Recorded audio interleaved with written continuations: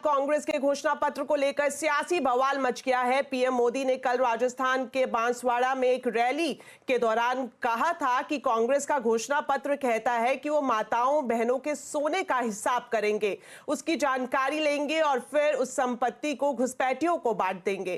कांग्रेस मां बहनों का मंगलसूत्र भी नहीं बचने देगी। पीएम मोदी ने कहा कि कांग्रेस उन लोगों को संपत्ति बांटना चाहती है जिनको देश की संपत्ति पर पहला अधिकारी मनमोहन सरकार मानती थी।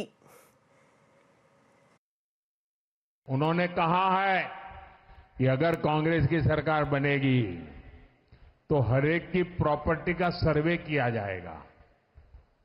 हमारी बहनों के पास सोना कितना है उसकी जांच की जाएगी, उसका हिसाब लगाया जाएगा।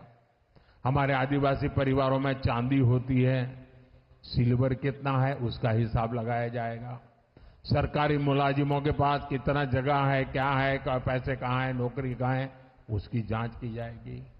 इतना ही नहीं, आगे क्या कहा है, ये जो गोल्ड है बहनों का और जो संपत्ति है ये सबको समान रूप से वितरित कर दी जाएगी।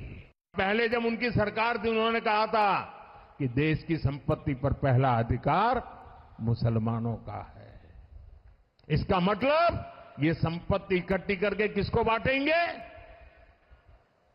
जिनके ज्यादा बच्चे हैं उनको बांटेंगे।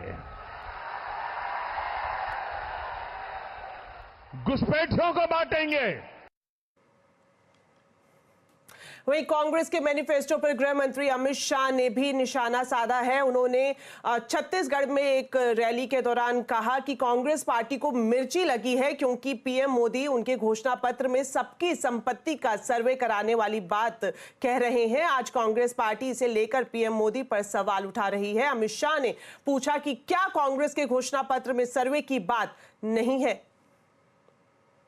अभी अभी कांग्रेस पार्टी को मिर्ची लगी है। मोदी जी ने उनके घोषणा पत्र में से सबकी संपत्ति का सर्वे करने का कहा है। मोदी जी ने कल कहा क्यों करना है सर्वे को? कांग्रेस पार्टी पूरी नरेंद्र मोदी पर सवाल उठा रही है। मैं आज कांग्रेस पार्टी को पूछना चाहता हूं, आपके घोषणा पत्र में सर्वे की बात है या नहीं है? राहुल बाबा देश के नाम में स्पष्ट करे। और मनमोहन सिंह, आपके प्रधानमंत्री ने कहा था संसाधन पर पहला अधिकार माइनॉरिटी का है, आदिवासी दलित का नहीं है, आदिवासी दलित का नहीं है।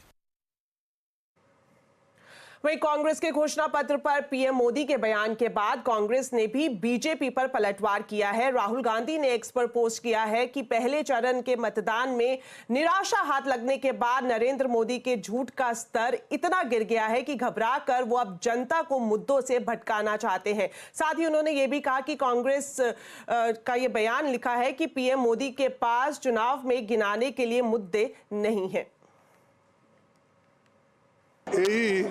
जो आदमी अपनी हिम्मत खो लेता है और जिसके पास बोलने के लिए कुछ मुद्दे नहीं हैं तो ऐसी चीज़ें लाते हैं। अगर उनके पास उनके ठोस मुद्दे हैं, ठोस काम हैं, वो बता सकते हैं। जैसा कि हमने नरेगा का बताते हैं, फूड सिक्योरिटी का बताते हैं।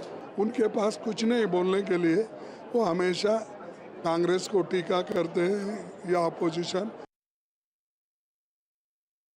एक चुनाव जीतने के लिए आप झूठ पे झूठ परोसते चले जाओगे जनता को।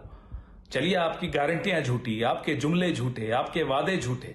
अब देश को हिंदू मुसलमान के नाम पर आप झूठ परोस कर बांट रहे हैं। कांग्रेस के मैनिफेस्टो में कहीं भी, मैं ये चुनौती करता हूं प्रधानमंत्री को, कहीं मुसलमान या हिंदू कोई इस तरह का शब्द हो तो हमें बताएं और ये चुनौती स्वीकार करें, नहीं तो झूठ बोलना बंद करें।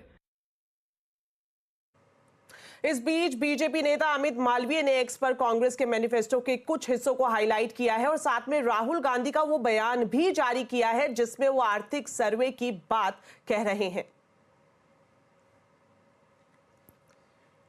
मैनिफेस्टो में हमने क्रांतिकारी काम करना है। पहला काम जाति जनगणना, इससे सबकी गिनती हो जाएगी, सबको पता लग जाएगा किसकी कितनी आबादी।